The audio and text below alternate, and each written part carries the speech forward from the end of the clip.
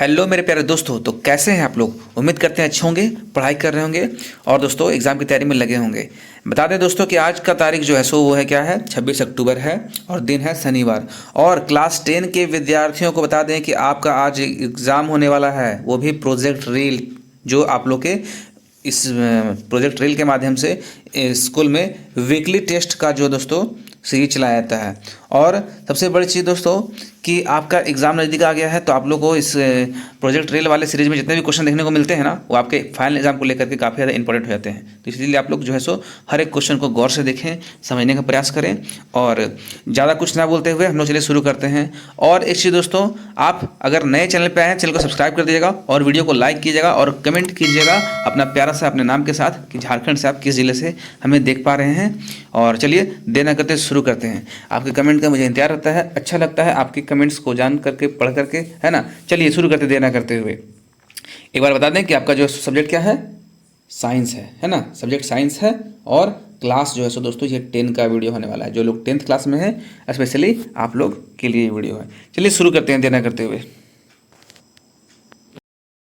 तो दोस्तों हमारा सबसे पहला क्वेश्चन देख पा रहे हैं क्या है कि Fe2O3 प्लस 2Al, और ये आपका है सो एरो है, ठीक है। थोड़ा सा ये ऊपर कर दिया है ना, फिर से समझिएगा। Fe2O3 प्लस 2Al एरो है यहाँ पे, ठीक है। और Al2O3 और प्लस 2Fe। तो दोस्तों ये जो है ना उपरोक्त प्रक्रिया जो है सो उदाहरण है सो किसका है, संयोजन का और द्विस्थापन का, अपघटन का और विस्थापन का। तो आप देख पा रहे हैं इसमें जब है सो थोड़ा गौर करेंगे हम लोग। यहाँ पे आयरन था और ऑक्सीजन था, ठीक है, लेकिन यहाँ पे आयरन अकेले हो गया है ना। ऑक्सीजन यहाँ पे अभी नहीं है। ऑक्सीजन कहाँ चला गया? ऑक्सीजन चला गया एल्युमिनियम के साथ, ठीक है। तो एल्युमिनियम के साथ ऑक्सीजन ले लिया और आयरन अकेला हो गया। जब भी कोई एक अभिकारक साइड यानी कि रिएक्टेंट, इसको बोलते हैं अभिकारक, इसको बोलते हैं उत्पाद, है ना। रिएक्टेंट्स और प्रोडक्ट्स। रिएक्टेंट के साइड अगर कोई एक तत्व छोड़ करके दूसरे के पास चलाता है प्रोडक्ट साइड में, है ना, यानी कि उत्पाद के साइड में, तो समझ लीजिएगा वो है सो आपका क्या है, वो आपका विस्थापन अभिक्रिया है, ठीक है। संयोजन तो नहीं है, द्विविस्थापन भी नहीं है, अपघटन भी नहीं है, विस्थापन है, ठीक है। ये ऑप्शन नंबर डी करेक्ट कर लें इन लोग आप, इसको आपका आंसर डी हो जाएगा करेक्ट, ठीक है। और इंग्लिश में इसको बोलते हैं डिस्प्लेसमेंट बोलते हैं। अगर दो तरह का अगर तो आपस में बदलते हैं तो हो जाते हैं द्विविस्थापन, तो ये विस्थापन अभिक्रिया हो जाएगा। आप लोग इसको कर लें डी। चलते हैं क्वेश्चन नंबर दूसरा की ओर दोस्तों। क्वेश्चन नंबर 2 क्या है देख पा रहे हैं। तत्व एक्स, तत्व जो है सो क्या है, एक्स और HCl2 सूत्र वाला एक क्लोराइड बनाता है, ठीक है, जो उच्च गलांकन वाला ठोस होता है। एक्स संभवतः जो है सो सारणी में उसी समूह में होगा जिसमें ये हो गया सोडियम, मैग्नीशियम, एल्युमिनियम और सिलिकॉन। तो क्वेश्चन नंबर 2 का आंसर क्या होगा दोस्तों? इसका राइट आंसर जो हो जाएगा दोस्तों वो हो जाएगा ऑप्शन नंबर बी, ठीक है, मैग्नीशियम हो जाएगा। चलिए चलते हैं क्वेश्चन नंबर 3 की ओर। देख रहे हैं समजात अंगों का एक उदाहरण है, वो क्या है, हमारा हाथ और एक कुत्ते का अगला पैर और हमारे दांत और हाथी के दांत, और तीसरा जो है सो आलू और घास के उपरिभुस्तरी और उपरोक्त के सभी। तो इसका समजातीय अंग का उदाहरण जो हो जाएगा दोस्तों हमारा हाथ और कुत्ता का जो है सो अगला पैर जो होता है ना, वो ऑप्शन नंबर ए करेक्ट कर लें। चलते हैं क्वेश्चन नंबर हमारा जो है सो दोस्तों 4 की ओर, है ना। 4 में क्या देख रहे हैं, किसी दर्पण से आप चाहे कितने ही दूरी पर खड़े हों, आपकी प्रतिबिंब सदैव सीधा प्रतीत होता है। संभवतः दर्पण जो है सो क्या होगा, केवल समतल, केवल अवतल, केवल उत्तल और या फिर समतल अथवा उत्तल दोनों। थोड़ा सा इसका ऑप्शन अजीब दिया हुआ है, बताएं। अगर आप दर्पण से कितनी भी दूरी पे खड़े हो तो आपका जो है सो प्रतिबिंब सदैव सीधा प्रतीत होता है, ठीक है। तो ये किस तरह का दर्पण में होता है? तो इसका करेक्ट आंसर जो हो जाएगा दोस्तों ऑप्शन नंबर डी हो जाएगा, ठीक है। या तो समतल या तो उत्तल दर्पण होना चाहिए, ठीक है।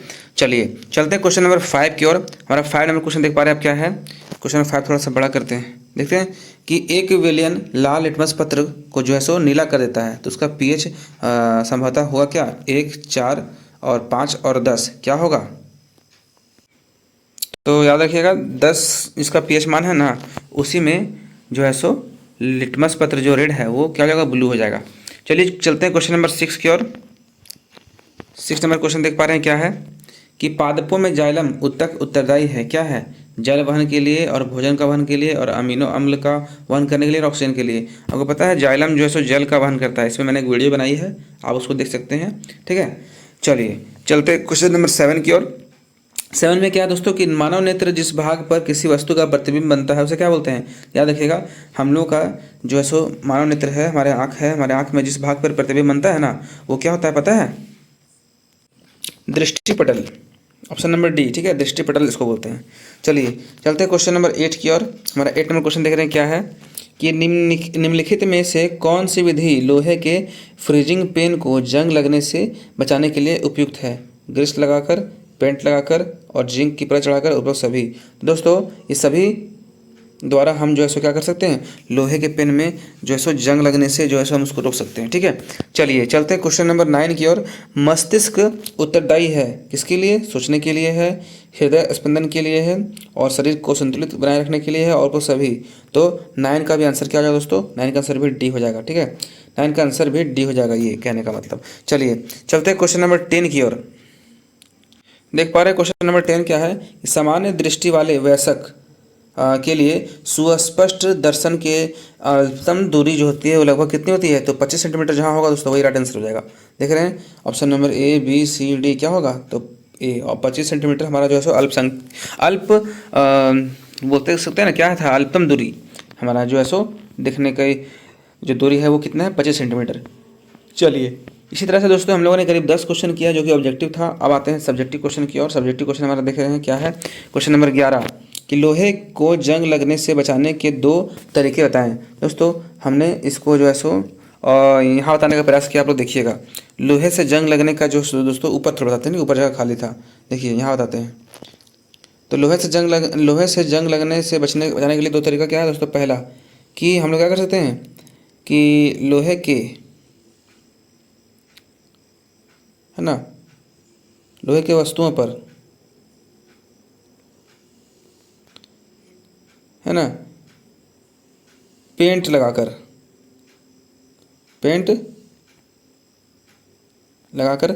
इससे हम लोग क्या कर सकते हैं? लोहा को जंग लगने से बचा सकते हैं। और दूसरा क्या है दोस्तों कि लोहे के वस्तु पर, सेम लिखिएगा, लोहे के वस्तुओं पर जो है सो ग्रीस लगाकर, ग्रीस भी लगाएंगे ना तो वो जंग नहीं खाएगा। ठीक है, ग्रीस लगाकर भी हम क्या कर सकते हैं?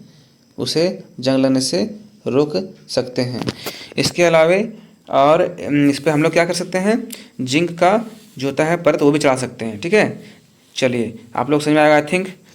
लोहे को जंग लगने से बचने के लिए 2 तरीका लिखना है आपको। तो आप लिख दीजिए, पहला तरीका क्या है कि उसमें पेंट लगा सकते हैं, लोहे के वस्तुओं पर पेंट लगाकर हम जंग लगने से बचा सकते हैं। दूसरी पॉइंट ये लिख सकते हैं कि लोहे को जंग लगने से बचाने के लिए हमें उस पर ग्रीस भी लगाना चाहिए, ग्रीस लगा कर बचा सकते हैं। और तीसरा पॉइंट लिख सकते हैं, क्या पता है अगर आपको लिखना हो तो, कि लोहे को जंग लगने से बचाने के लिए हम उस पर जो है सो जिंक की पतली परत भी चढ़ा सकते हैं।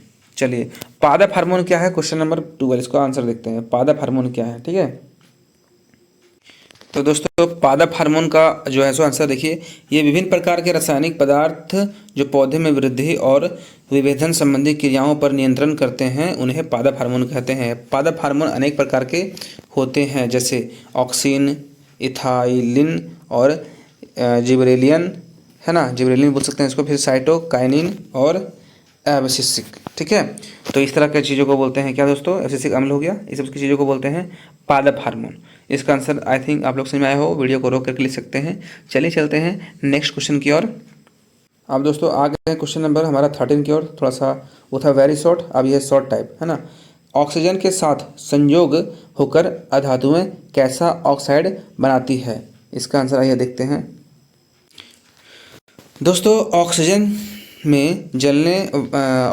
के साथ संयोग होने पर चाहे जलने पर जो अधातुएं होती है ना, अम्लीय ऑक्साइड बनाती है, जिनका जलीय विलयन नीले लिटमस पत्र को लाल कर देता है। ठीक है, तो इसका आंसर आप लोग समझ में आया आई थिंक। इसको आप लोग जो है सो वीडियो को रोक करके लिख लें और चलते हैं हम लोग अगले प्रश्न की ओर।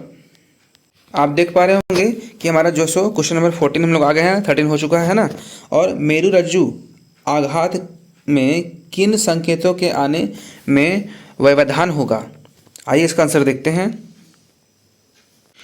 तो दोस्तों इसका आंसर पढ़ते हैं। हाँ, मेरुरज्जु आघात में प्रतिवर्ती क्रियाओं एवं अनैच्छिक क्रियाओं के लिए आने वाले संकेतों में व्यवधान होगा। पर्यावरण की कोई भी सूचना आगत निर्गत तंत्रिकाओं के बंडल से होती हुई मस्तिष्क में पहुंच जाएगी। वह तुरंत प्रभावित अंगों में ना पहुंचकर मस्तिष्क के द्वार उस अंग तक पहुंचेगी। ऐसा होने से अधिक देर लगेगी और तब अंग को प्रभावित हो जाएगा।